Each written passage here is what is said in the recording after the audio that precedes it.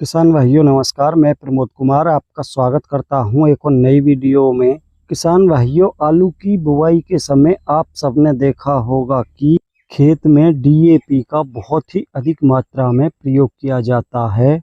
कुछ किसान तो 1 एकड़ में 4 से 5 कट्टे डीएपी के डाल देते हैं। क्या आपको पता है इतनी अधिक मात्रा में डीएपी डालने के बाद भी आलू की फसल कमजोर क्यों रह जाती है? तो किसान भाइयों, आज मैं आपको इसका कारण बताऊंगा कि इतनी अधिक मात्रा में डीएपी डालने के बाद भी आलू की फसल कमजोर क्यों रह जाती है। अगर आप वीडियो को पूरा देखते हो तो किसान भाइयों, आपको बहुत ही आसानी से ये समझ में आएगा कि जितना उत्पादन आलू का 4-5 बैग 1 एकड़ में डालने के बाद लिया जाता है, उतना ही उत्पादन आलू का 1.5 से 2 बैग डीएपी के एकड़ में डालने से लिया जा सकता है। लेकिन किसान भाइयों, पहले आपको ये समझना होगा कि किसान भाई इतनी अधिक डीएपी आलू की फसल में डालते हैं, क्या उसको आलू की फसल ले पाती है या नहीं। तो पहले ये समझ लो कि जो डीएपी खेत में डाली जाती है, चाहे आलू की फसल हो या हमारी कोई भी अन्य फसल हो, वो फसल डीएपी का मात्र 15 से 16% ही यूज कर पाती है। बाकी की डीएपी किसान भाइयों मिट्टी में फिक्स हो जाती है। अगर सभी किसान भाई ये समझ जाएं कि जो डीएपी हम किसी भी फसल की बुवाई से पहले मिट्टी में डालते हैं, अगर वो डीएपी फसल को 35 से 40% उपलब्ध हो जाए तो किसान भाइयों आप समझ सकते हो कि आलू की बुवाई के समय जो डीएपी हम 1 एकड़ में 4 से 5 बैग डालते हैं, तो किसान भाइयों उसकी हमको सिर्फ 2 बैग की ही 1 एकड़ में आवश्यकता पड़ेगी। तो किसान भाइयों, सबसे पहले आपको ये समझना होगा कि हम किसी भी फसल की बुवाई से पहले जो डीएपी की मात्रा मिट्टी में डालते हैं या बेसल डोज में जो डीएपी की मात्रा दी जाती है, उसको कोई भी फसल 15-16% ही क्यों ले पाती है, उसकी 100% मात्रा को क्यों नहीं ले पाती। तो किसान भाइयों, हम जो भी उर्वरक किसी भी फसल में देते हैं या बुआई से पहले या बुआई के बाद, तो किसान भाइयों उसका कोई भी फसल किसी भी उर्वरक का 100% उपयोग नहीं कर पाती। लेकिन किसान भाइयों, अगर देखा जाए तो सबसे कम फसल डीएपी को ही ग्रहण कर पाती है। इसलिए किसान भाइयों, इसकी मात्रा को सभी किसान भाई बहुत अधिक डालते हैं, क्योंकि ये किसी भी फसल के लिए सबसे आवश्यक होती है। तो किसान भाइयों, ऐसा क्यों होता है कि फसल इसका सिर्फ 15 से 16% ही उपयोग कर पाती है, बाकी की डीएपी मिट्टी में फिक्स हो जाती है। तो इसका सबसे मुख्य कारण ये है कि किसान भाइयों, सभी किसान भाइयों के खेत की मिट्टी का पीएच मान 7.5 से अधिक होना, क्योंकि जिस मिट्टी का पीएच मान 7.5 से अधिक हो जाता है, किसान भाइयों उस मिट्टी में जिंक की कमी होती है। और जिस मिट्टी में जिंक की कमी होती है किसान भाइयों, उस मिट्टी में कोई भी फसल डीएपी को अच्छे से सोख नहीं पाती, क्योंकि उसकी जड़ें बहुत छोटी रह जाती हैं। जिस मिट्टी में जिंक की कमी होती है किसान भाइयों, उसमें आप कोई भी फसल की बुवाई कर लो, उस मिट्टी में सभी फसलों की जड़ अच्छा विकास नहीं कर पाती, जिस कारण से जड़ें छोटी रह जाती हैं। और किसान भाइयों, आप सभी भली प्रकार से जानते हो कि जिस फसल में जड़ों का विकास अच्छा नहीं होता किसान भाइयों, वो फसल कमजोर ही रहती है।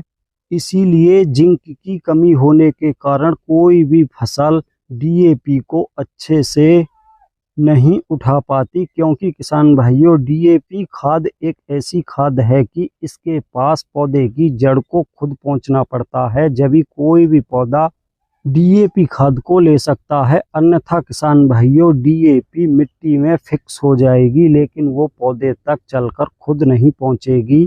और किसान भाइयों, यहाँ पर आपको ये भी बताना चाहूँगा कि जो मैं आपके लिए ये सब कुछ बता रहा हूँ, ये मैं अपनी तरफ से कुछ भी नहीं बता रहा। ये किसान भाइयों रिसर्च बताते हैं, जो हमारे देश की सरकारी संस्था है, ये उसका रिसर्च है।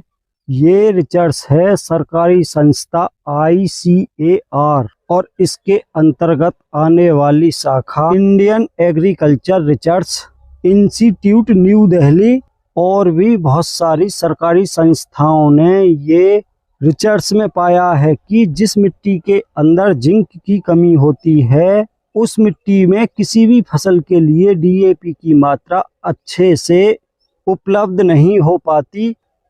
तो किसान भाइयों, ये पूरी प्रकार से प्रमाणित हो चुका है कि जिस मिट्टी में जिंक की कमी होती है उसमें DAP को कोई भी फसल अच्छे से उपयोग नहीं कर पाती। और जिन संस्थाओं ने ये प्रमाणित किया है उन संस्थाओं का लिंक किसान भाइयों मैं इस वीडियो के डिस्क्रिप्शन में भी दूंगा। आप उस लिंक को खोलकर अच्छे से ये जान सकते हो कि जो मैंने इस वीडियो में अभी तक आपके लिए बताया है वो पूरी प्रकार से वैज्ञानिक आधार पर ही बताया है। और किसान भाइयों, आपके लिए यहाँ पर एक चीज और बताना आवश्यक है कि सभी क्षेत्रों में अधिकांश खेतों की मिट्टी का pH मान 7.5 से अधिक हो चुका है, इसलिए सभी खेतों की मिट्टी में जिंक की कमी देखी जाती है। अब आप में से बहुत सारे किसान भाई ये सोच रहे होंगे कि हम तो अपने आलू की बुवाई के समय अपने खेत में जिंक सल्फेट का प्रयोग करते हैं, फिर हमारे खेत की मिट्टी में जिंक की कमी नहीं होनी चाहिए। तो किसान भाइयों, यहाँ पर आप पूरी प्रकार से गलत हो, क्योंकि जिंक सल्फेट को कभी भी DAP खाद के साथ नहीं देना चाहिए। अगर आप दोनों का बिखराव अलग अलग करते हो किसान भाइयों, तब भी ये दोनों मिलकर रासायनिक क्रिया कर सकते हैं और दोनों मिलकर जिंक फास्फेट बन सकते हैं। और किसान भाइयों, जिंक फास्फेट बनने के बाद दोनों में से कोई भी तत्व फसल को नहीं मिल पाता, क्योंकि ये पानी में पूरी प्रकार से अघुलनशील होते हैं और मिट्टी में फिक्स हो जाते हैं। और किसान भाइयों, ये जानना भी बहुत आवश्यक है कि मिट्टी में जिंक की कमी क्यों रहती है। तो किसान भाइयों, जिस मिट्टी का pH मान 7.5 से अधिक होता है उस मिट्टी में या उस खेत में जिंक डालने के बाद भी किसान भाइयों जिंक की कमी देखने को मिलती है। तो किसान भाइयों, सबसे अच्छा ये रहेगा कि जिंक सल्फेट की जगह आपको चिलेटेड जिंक का प्रयोग करना होगा, क्योंकि किसान भाइयों इसको आप DAP के साथ डाल सकते हो, कोई भी रिएक्शन नहीं देखने को मिलता। और चिलेटेड जिंक एक ऐसी जिंक होती है कि किसान भाइयों इसको आप किसी भी प्रकार की मिट्टी में डाल लो, चाहे उस मिट्टी का pH मान 7.5 से अधिक हो या 6.5 से कम हो, किसान भाइयों दोनों मिट्टी में जिंक की कमी को दूर करती है। तो किसान भाइयों, अगर आपको DAP का पूरा फायदा लेना है तो किसान भाइयों आप जो आलू की बुवाई में अभी तक 4 से 5 बैग 1 एकड़ में देते आ रहे थे, अब आपको ऐसा करने की आवश्यकता नहीं रहेगी। आप सिर्फ अधिकतम 2 से 2.5 बैग एकड़ का डालें और मिट्टी में जिंक की कमी को दूर करने के लिए 1 एकड़ में 1 से 1.5 किलो चिलेटेड जिंक का प्रयोग करें। अगर आप ऐसा करते हो तो DAP की मात्रा आपके आलू की फसल के लिए 35 से 40% बहुत ही आसानी से मिलेगी और आपके आलू की फसल का उत्पादन किसान भाइयों कम DAP डालने के बाद भी अधिक देखने को मिलेगा। किसान भाइयों, आपको बताना चाहूँगा कि जितने भी हम खाद या पोषक तत्व किसी भी फसल में देते हैं उनमें से बहुत सारे खाद या पोषक तत्व ऐसे होते हैं कि जो एक दूसरे के बिना अधूरे होते हैं। अगर हम एक तत्व या एक खाद को डालते हैं, जब तक किसान भाइयों उसके साथ जो उसका सहायक या पूरक पोषक तत्व होता है उसको नहीं दिया जाए तो किसान भाइयों उसके बिना ये अधूरा होता है। जैसे कि किसान भाइयों, अगर खेत में जिंक की कमी है तो DAP आप कितनी भी अधिक मात्रा में डाल लो, आपकी फसल तक नहीं पहुंच पाएगी।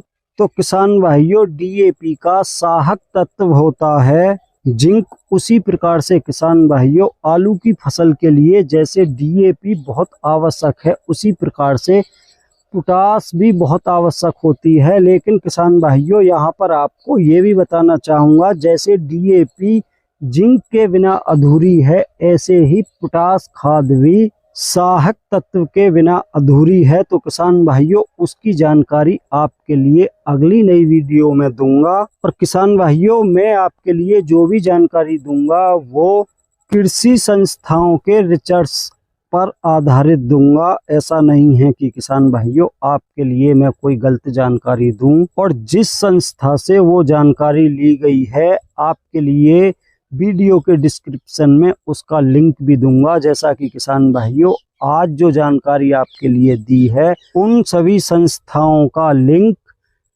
इस वीडियो के डिस्क्रिप्शन में आपको देखने को मिलेगा।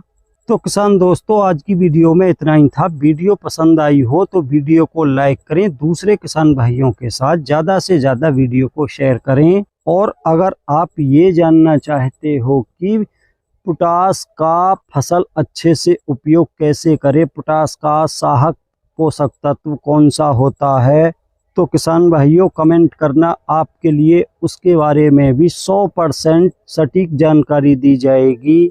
और आप ये जानना चाहते हो कि आलू की बुवाई के समय बेसल डोज में कौन कौन सी खाद, कौन से पोषक तत्व, कौन सा कीटनाशक कितनी मात्रा में दिया जाना चाहिए, तो किसान भाइयों आप कमेंट करना, उसकी भी एक पूरी वीडियो बना कर दूंगा। तो किसान भाइयों, आप में से अभी तक जिन किसान भाइयों ने हमारा चैनल सब्सक्राइब नहीं किया है, आने वाली वीडियो देखने के लिए हमारे चैनल को सब्सक्राइब करें, साथ में घंटी के बटन को ऑल पर सेलेक्ट कर लें, जिससे आने वाले समय पर प्रत्येक वीडियो का नोटिफिकेशन आप तक पहुंच सके और आपको सही जानकारी वीडियो के माध्यम से मिलती रहे।